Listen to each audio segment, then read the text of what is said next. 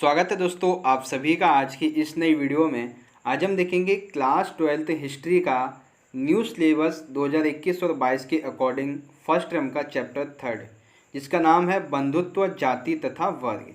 इस चैप्टर से संबंधित जितने भी most important MCQ question answer बनते हैं वो सभी के सभी हम आज की इस वीडियो में देखेंगे। तो चलिए शुरू करते हैं। ये जो वीडियो है वो लाइव चल रही होगी, तो आप इस वीडियो के साथ में जैसे ही मैं प्रश्न बोलूँगा आपको, ठीक है, मैं आपको प्रश्न दिखाऊंगा, उसके ऑप्शन दिखाऊंगा और मेरे ऑप्शन पढ़ने के बाद आपको अपना जो आंसर है वो लाइव सेशन में या फिर कमेंट बॉक्स में बता देना है, ताकि आपको भी पता चल जाएगा कि आपकी तैयारी क्या है। लाइव सेशन को स्टार्ट करने से पहले हमारे टेलीग्राम ग्रुप, इंस्टाग्राम और ट्विटर हैंडल, फेसबुक पेज का लिंक भी बच्चों आपको डिस्क्रिप्शन बॉक्स में मिल जाएगा। आप वहाँ से जाके हमें सोशल मीडिया के इन अकाउंट से फॉलो कर लीजिएगा। तो चलिए आगे बढ़ते हैं। सबसे पहला प्रश्न, दुनिया का सबसे बड़ा महाकाव्य कौन सा है? ठीक है, आपके ऑप्शन है महाभारत, रामायण, मनुस्मृति, इनमें से कोई नहीं। तो इसका सही आंसर क्या है आप कमेंट बॉक्स में बताइए या फिर लाइव सेशन में दे सकते हैं। और इसका जो सही आंसर है वो है दुनिया का सबसे बड़ा महाकाव्य है महाभारत। दुनिया, देखिए ऐसे याद कर लीजिए, महाकाव्य यानी कि महाभारत। ठीक है, अगला क्वेश्चन नंबर सेकंड, महाभारत का युद्ध कहाँ हुआ था और कितने दिन तक हुआ था? महाभारत का युद्ध कहाँ और कितने दिन हुआ? पानीपत 17 दिन, कुरुक्षेत्र 18 दिन, हस्तिनापुर 27 दिन, इनमें से कोई नहीं। तो महाभारत का युद्ध जो है वो कुरुक्षेत्र में हुआ था और लगभग 18 दिन तक चला था। कितने दिन? 18 दिन। ठीक है, क्वेश्चन नंबर थर्ड, साहित्यिक परंपरा के अनुसार महाभारत के जो रचयिता हैं वो कौन है? भाट सारथी, सूत, महर्षि देव व्यास, ए और बी दोनों। तो साहित्यिक परंपरा में महाभारत के जो रचयिता हैं वो है महर्षि देव व्यास, यानी कि ऑप्शन थर्ड यहाँ पर आपका सही है। ठीक है बच्चों, अगला है क्वेश्चन नंबर 4, जय संहिता जो है, ठीक है, जय संहिता किसका पुराना नाम है? मनुस्मृति का, रामायण, गीता या फिर महाभारत? तो जय संहिता महाभारत का पुराना नाम हुआ करता था। जय संहिता महाभारत का पुराना नाम है। ठीक है, यानी कि ऑप्शन फोर्थ आपका सही है। क्वेश्चन नंबर 5 है, V.S. सुथांकर ये कौन थे? संस्कृत के विद्वान, तमिल के विद्वान, कन्नड़ के विद्वान या फिर इनमें से कोई नहीं? तो V.S. सुथांकर ये संस्कृत के विद्वान हुआ करते थे। किसके? संस्कृत के विद्वान। अगला है क्वेश्चन नंबर 6, महाभारत का जो समालोचनात्मक संस्करण था यह किसके द्वारा तैयार किया गया था? 1919 देवव्यास, 1919 V.S. सुथांकर, 1919 भाट सारथी या फिर इनमें से कोई नहीं? तो महाभारत का समालोचनात्मक जो संस्करण है वो 1919 में V.S. सुथांकर के द्वारा किया गया था। ठीक है, तो इसका सही आंसर कौन सा होगा? Option second, 1919 V.S. सुथांकर के द्वारा महाभारत का समालोचनात्मक संस्करण तैयार किया गया था। क्वेश्चन नंबर 7, महाभारत के समालोचनात्मक संस्करण को तैयार करने में कितने वर्ष लगे थे? महाभारत के समालोचनात्मक संस्करण को तैयार करने में लगभग 47 वर्ष का समय लगा था। ठीक है, इसका ऑप्शन जो सही है वो सेकंड वाला सही है, 47 वर्ष। ठीक है, ठीक है। क्वेश्चन नंबर 8, पांडव और कौरव के बीच भूमि और सत्ता को लेकर जो संघर्ष हुआ था इसका चित्रण किस में मिलता है? तो इसका तो आंसर बहुत ही सिंपल सा है, महाभारत में मिलता है। किस में मिलता है इसका चित्रण? महाभारत में। ठीक है, क्वेश्चन नंबर 9, कौरव और पांडव ये दोनों किस वंश से संबंधित थे? कुरु वंश से, वज्जी वंश से, गढ़ वंश से या फिर इनमें से कोई नहीं? तो कौरव और पांडव जो थे वो कुरु वंश से संबंधित रखते थे, यानी कि कुरु वंश के ये दोनों थे, पांडव और कौरव। क्वेश्चन नंबर 10, मेरठ जिले के हस्तिनापुर नामक गांव का उत्खनन कब किया गया था? 1946 से 47, 1951 से 52, 1948 से 1949 या फिर इनमें से कोई नहीं। तो मेरठ जिले के हस्तिनापुर नामक गांव का उत्खनन 1951 से 52 तक हुआ था, यानी कि 1951-52 में हुआ था। अगला है क्वेश्चन नंबर 11। मेरठ जिले के हस्तिनापुर नामक गांव का उत्खनन किस पुरातत्ववेत्ता के द्वारा किया गया था? Alexander Cunningham, S N. Rao, B B. Lal या फिर इनमें से कोई नहीं।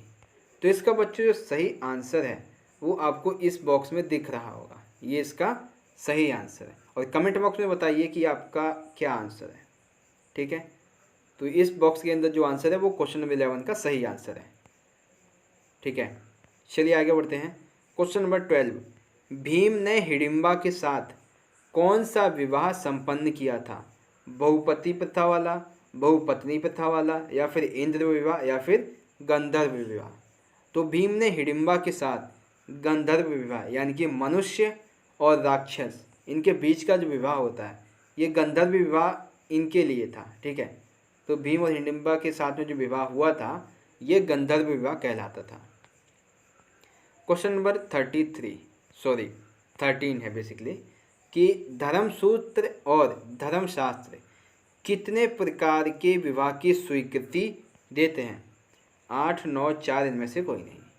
तो देखिए स्वीकृति तो जो ये है वो 8 की देते हैं। अगर ये पूछा जाए क्वेश्चन में, ये पूछा जाए धर्मसूत्र और धर्मशास्त्र कितने प्रकार की विवाह की स्वीकृति देते हैं, तो आपका सही आंसर होगा 8। ठीक है, लेकिन अगर ये कहा जाए कि धर्मसूत्र और धर्मशास्त्र कितने प्रकार के विवाह को सही मानते हैं, तब आपका आंसर सही होगा, सही माना गया है, तब आपका आंसर होगा 4। ठीक है, लेकिन इस प्रश्न का जो सही आंसर है वो है स्वीकृति देने वाला 8। ठीक है, आगे देखिए क्वेश्चन नंबर 14। मनुष्य मृत्यु के अनुसार माता पिता की मृत्यु के बाद उनकी संपत्ति पर किसका अधिकार होता था? सबसे छोटे पुत्र का, सबसे बड़े पुत्र का, सबसे बड़ी पुत्री का या फिर सबसे छोटी पुत्री का? तो मनुस्मृति के अनुसार माता पिता की मृत्यु के पश्चात संपत्ति पर जो अधिकार था वो सबसे बड़े पुत्र का होता था, सबसे बड़े पुत्र का हुआ करता था, यानी कि ऑप्शन सेकंड सही है। अगला है क्वेश्चन नंबर 15। मनुस्मृति का संकलन कब हुआ था? 500 ईसा पूर्व से 500 ईस्वी तक, 300 ईसा पूर्व से 300 ईस्वी तक, 200 ईसा पूर्व से 200 ईस्वी तक, 400 ईसा पूर्व से 400 ईस्वी तक। तो मनुस्मृति का जो संकलन है वो 200 ईसा पूर्व से 200 ईस्वी तक हुआ था, यानी कि ऑप्शन थर्ड आपका सही है। ठीक है बच्चों, अगला देखिए क्वेश्चन नंबर है 16। चंडालों के कर्तव्य की सूची किस में मिलती है? ठीक है, वेदों में, उपनिषद में, धर्मसूत्र में या फिर मनुस्मृति में? तो चंडालों के कर्तव्यों की जो सूची है वो मनुस्मृति में मिलती है। किसमें? मनुस्मृति में मिलती है। ठीक है, क्वेश्चन नंबर 17। जाति किस पर आधारित हुआ करती थी? जाति किस पर आधारित होती थी? जन्म, कर्म, योग्यता? तो इसका सही आंसर है जो जाति थी वो जन्म पर आधारित होती थी, यानी कि अगर तू ब्राह्मण के घर में पैदा हुआ तो तू ब्राह्मण है, कुम्हार के घर में पैदा हुआ तो कुम्हार है, ठाकुर के घर में पैदा हुआ है तो तू ठाकुर है। तो जाति किस पर आधारित थी? जन्म पर।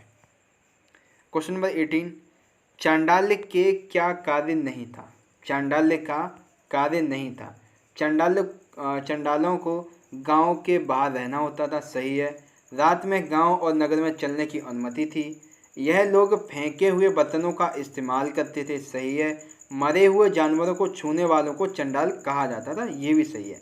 ऑप्शन सेकंड जो है, रात में गांव और नगरों में चलने की अनुमति थी। देखिए यहाँ पे क्या था कि इन्हें जब ये दिन में भी अगर आते थे, किसी कारणवश गांव में इन्हें आना पड़ता था, तो ये दिन में भी अपने पैरों में घुंघरू बांध कर आया करते ताकि लोगों को पता चल जाए और वो इन्हें देखने से बचें। तो रात में गांव और नगरों में इन्हें चलने की अनुमति बिल्कुल ही नहीं थी। तो चंडालों का क्या कार्य नहीं था? रातों में गांव, नगरों और गांव में चलने की इन्हें अनुमति नहीं होती थी। ठीक है, क्वेश्चन नंबर 19। अष्टाध्यायी किसके द्वारा लिखी गई है? अष्टाध्यायी किसके द्वारा लिखी गई है? बाणभट्ट, विष्णुगुप्त, पाणिनि, इनमें से कोई नहीं। तो अष्टाध्यायी जो है वो पाणिनि के द्वारा लिखी गई है। किसके द्वारा?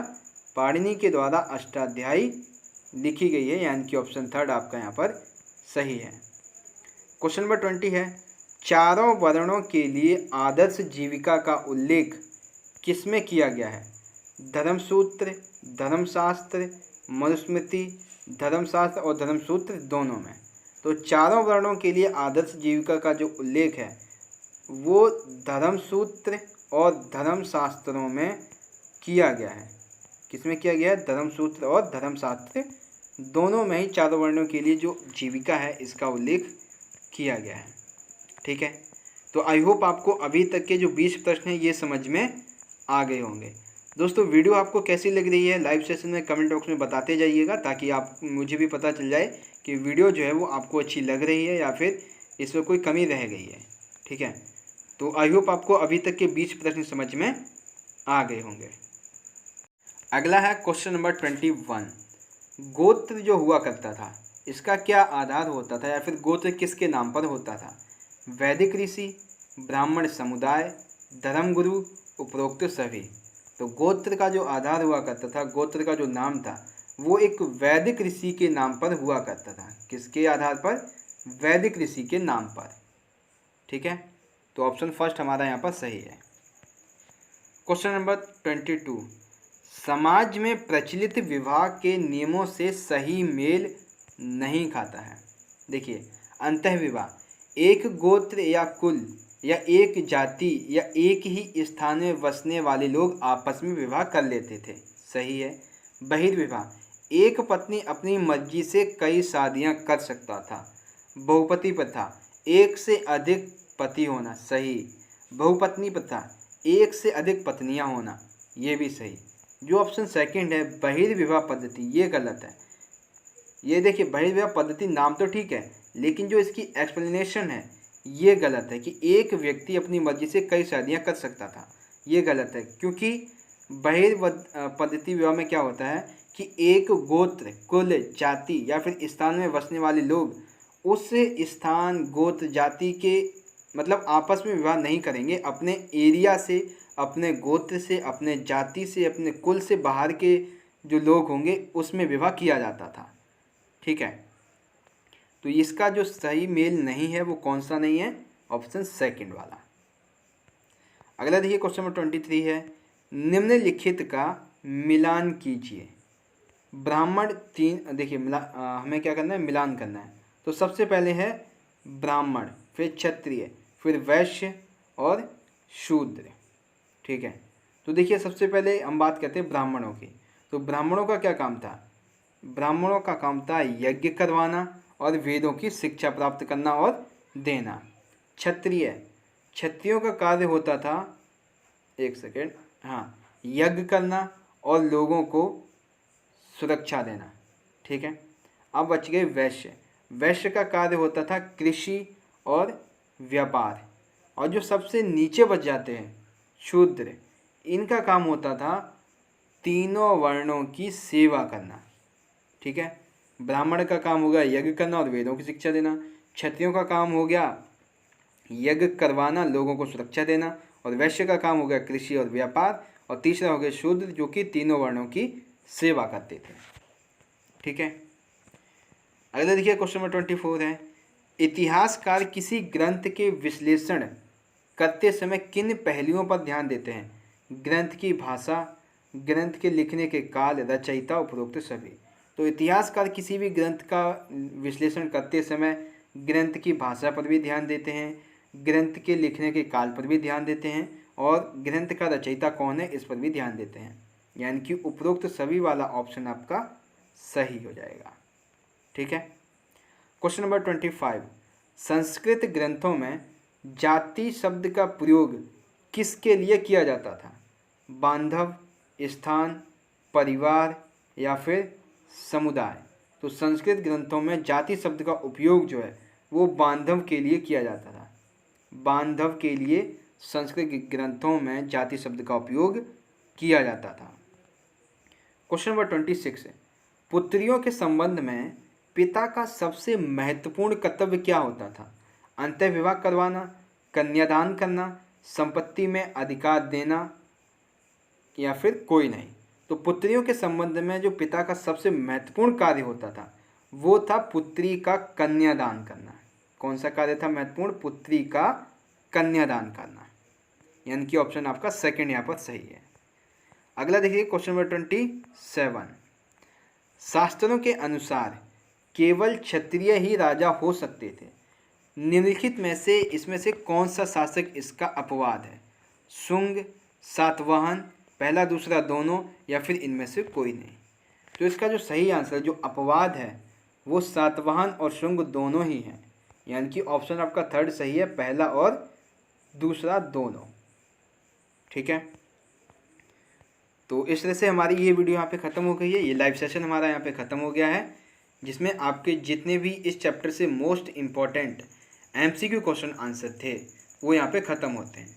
आशा करता हूँ बच्चों आज की ये वीडियो आपको अच्छी लगी होगी। वीडियो अच्छी लगी हो तो लाइक करना, इस वीडियो को ज़्यादा से ज़्यादा अपने सभी दोस्तों के साथ ज़रूर शेयर कर दीजिएगा। तो चलिए दोस्तों, हम मिलेंगे अगली वीडियो में अगले चैप्टर के most important MCQ question answer की वीडियो के साथ। तब तक के लिए आप पढ़ते रहिए और अपना ख्याल रखिए। धन्यवाद। जय हिंद, वंदे मातरम।